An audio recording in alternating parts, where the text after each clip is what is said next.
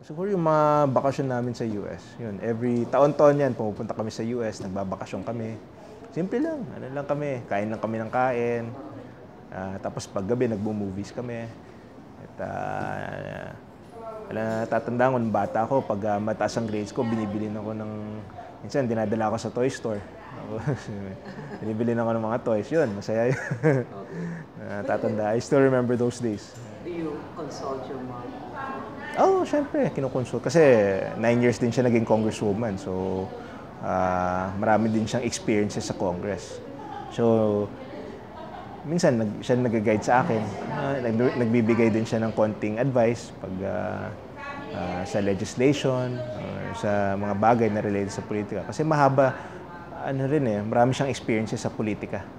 Matagal na siya sa politika. Kaya ako naman, sayang naman kung hindi ko itatap yung knowledge ng aking nanay. Kaya ako naman, humingi ako ng advice palagi.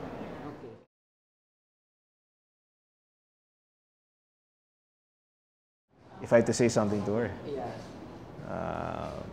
what would I say?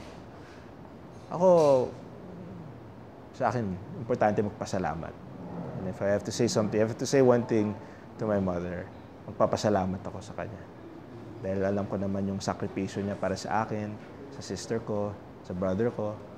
At and my father always says, yun ang pinakamahalagang bagay, yung thank you. For me, simple lang ang sasabihin ko sa nanay ko, thank you for everything that you've done for us.